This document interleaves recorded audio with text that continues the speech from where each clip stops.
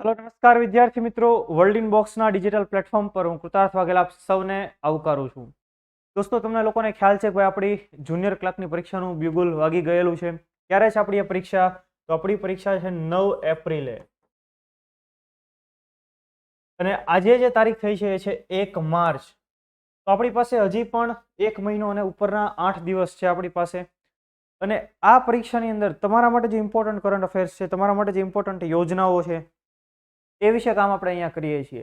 યોજનાઓનો આખો એક અલગ પ્લેલિસ્ટ તમને વર્લ્ડ ઇન બોક્સના આ જ પ્લેટફોર્મ પર, ડિજિટલ પ્લેટફોર્મ પર, યુટ્યુબ ચેનલ પર તમને મળી રહેશે। 50 જેટલી યોજનાઓ આપણે ભણી ગયેલા છીએ અને હજી એ આપણી જર્ની અવિરત ચાલુ છે। 5-7 મિનિટનો યોજનાનો વિડીયો તમને ખૂબ મદદરૂપ થશે અને આટલી યોજના જે લોકો ભણી લેશે ને એમને લાભ ચોક્કસ થવાનો છે, બરાબર। તો આપણે આજની ખાસ યોજના જોઈએ પ્રોડક્શન લિંક્ડ ઇન્સેન્ટિવ યોજના, જેને ટૂંકમાં પીએલઆઈ યોજના કહેવામાં આવે છે। હવે પહેલા તો ઇન્સેન્ટિવ કોને કહેવાય? તો કે કોઈ વ્યક્તિઓને, કોઈ કંપનીને ખાસ પ્રોત્સાહન આપવું। જેમ કે તમે મલ્ટીનેશનલ કંપનીમાં કોઈ કામ કરતો હોય તો એ કંપની એના એમ્પ્લોયને કંઈક ઇન્સેન્ટિવ આપે, પ્રોત્સાહન આપે। તો સરકાર અહીંયા કંઈક ઇન્સેન્ટિવ આપશે આ યોજના અંતર્ગત, એટલું તમે મગજની અંદર રાખો। આપણે આખી યોજના ડિટેલની અંદર જોઈએ કે ભાઈ ખરેખર પીએલઆઈ યોજનાનો ઉદ્દેશ્ય શું રહેલો છે, ત્યારે એને લોન્ચ કરવામાં આવી। તો તમે જુઓ PLI scheme, production linked incentive યોજના, ઇન્સેન્ટિવ સ્કીમ 2020માં સરકારે લોન્ચ કરી, ભારત સરકારે। શા માટે?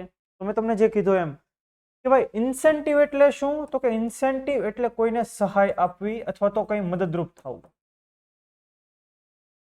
હવે અત્યારે ભારત સરકાર મેડ ઇન ઇન્ડિયા ઉપર ભાર મૂકે, મેક ઇન ઇન્ડિયા ઉપર ભાર મૂકે। તો અત્યારે આપણો ગોલ, સરકારનો ગોલ શું છે? તો કે ભાઈ ભારતમાં જ ઉત્પાદનો થાય કોઈ પણ વસ્તુઓનું અને એ વસ્તુઓને આપણે વિદેશમાં મોકલીએ, અહીંયાથી આપણે એને એક્સપોર્ટ કરીએ અને એના થકી આપણે નાણાં રળીએ, જે તે કંપની નાણાં રળે। તો એ માટે સરકાર પહેલા શું પ્રયત્ન કરે કે ભાઈ પહેલા પ્રોડક્શન જ ભારતમાં થવું જોઈએ। તો પ્રોડક્શન કેમ વધારી શકાય?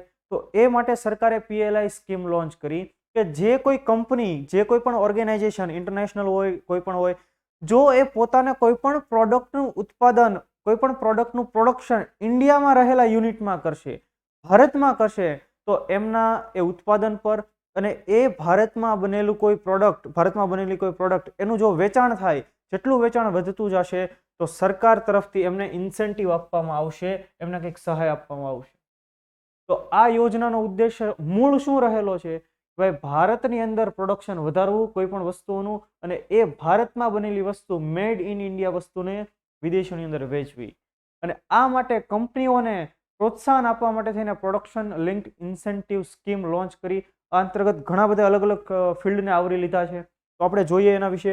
જો મેં ઉદ્દેશ્ય તમને જે કીધું એ જ કે કંપનીઓને સ્થાનિક એકમોને ઇંગ્લિશમાં કહેવાય ડોમેસ્ટિક યુનિટ, ડોમેસ્ટિક યુનિટ। સ્થાનિક એકમોમાં ઉત્પાદનોમાંથી વધતા વેચાણ પર પ્રોત્સાહન આપવામાં આવશે। હવે તમે ફોર એક્ઝામ્પલ આપણે ઇલેક્ટ્રોનિક ગેજેટ્સ તમે જોઈ લો, મોબાઈલ ફોન, બધા મોટા ભાગના મોબાઈલ ફોન ક્યાં એસેમ્બલ થાય એટલે કે ભેગા થાય। સાધન કોઈ પણ જગ્યાએ કાંઈ બની ગયું હોય, એની બોડી કંઈક બની ગઈ છે, એની બેટરી કંઈક બની હશે, પણ એ બધું મિક્સ ક્યાં થાય ને એક મોબાઈલ ફોન આખો તૈયાર ક્યાં થાય? તો મોટા ભાગનું કામ એ ચાઇનામાં થતું હોય છે। પણ ધારો કે હવે ઓપ્પો અથવા વિવો એવું વિચારે કે અમે ભારતની અંદર જ તે મોબાઈલને ડેવલપ કરશું, બનાવશું, અહીંયા જ એસેમ્બલ કરશું, તો અને ત્યાર પછી એ મોબાઈલ વેચાણ વધી જાય, તો એવા કામ પર સરકાર ઇન્સેન્ટિવ પ્રોવાઈડ કરશે જે તે કંપનીને। ક્લિયર મુદ્દો? હવે જોઈએ, જ્યારે આને શરૂઆત કરવામાં આવી 2020માં, ત્યારે 3 મેઇન ફોકસ ફિલ્ડ હતા। કયા કયા? તો કે મોબાઈલ અને તેની સાથે સંબંધિત ઉત્પાદનો।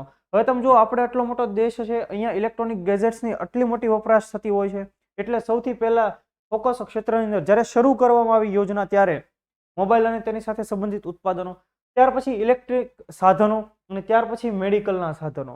તો આ ત્રણેય ઉપર શરૂઆતમાં ખાસ વધારે ધ્યાન આપવામાં એવું મુખ્ય ફોકસ કરવામાં આવેલું। સમયાંતરે સરકારે આ માટે કેટલું ઇન્સેન્ટિવ આપવું એના કરોડોની ફાળવણી પણ કરેલી, બજેટમાં પણ એની જાહેરાત વગેરે થતી હોય છે।